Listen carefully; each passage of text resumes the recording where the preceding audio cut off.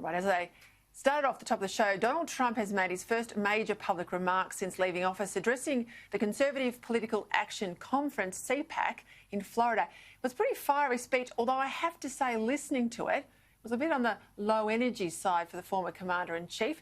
Now, President Trump, I'll make this very clear, all ex-presidents retain the title, of course, in the United States. President Trump repeated his claims about the November 6th election being stolen, hinted at a possible run for the presidency too in 2024.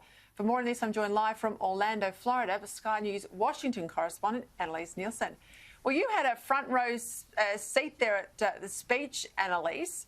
What did Donald Trump have to say about those Republicans who voted to impeach him and galvanise the party? Because he made it clear he wasn't going to walk away from the Republicans in today's remarks, didn't he?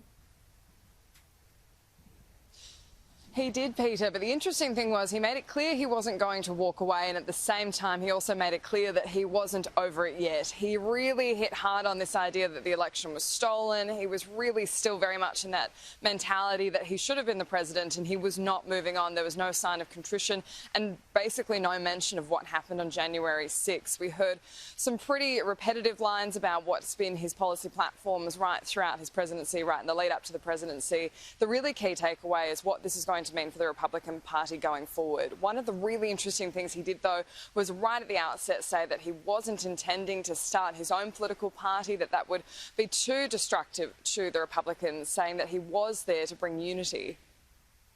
I kept saying, he's going to start a brand new party. We have the Republican Party.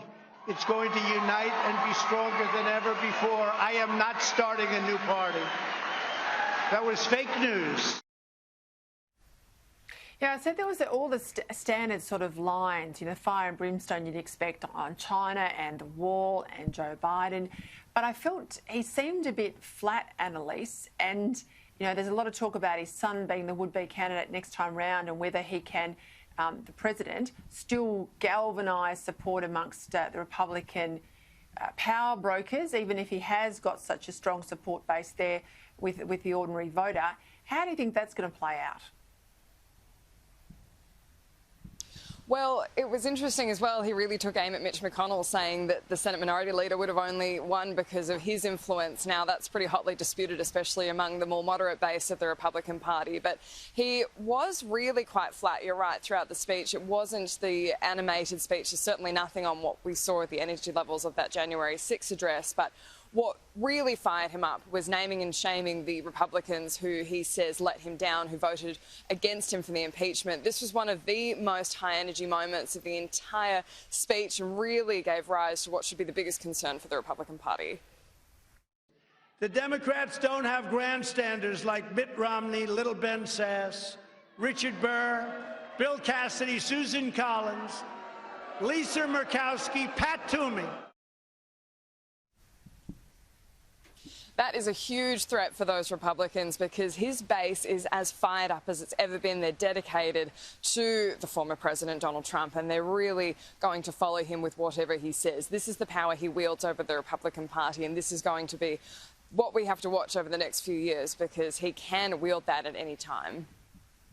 Yeah, it'll be fascinating. I do think against Joe Biden, he'll outlast Joe Biden, but what happens in 4 years' time, it'll be fascinating. Annelise, thank you for your time as always.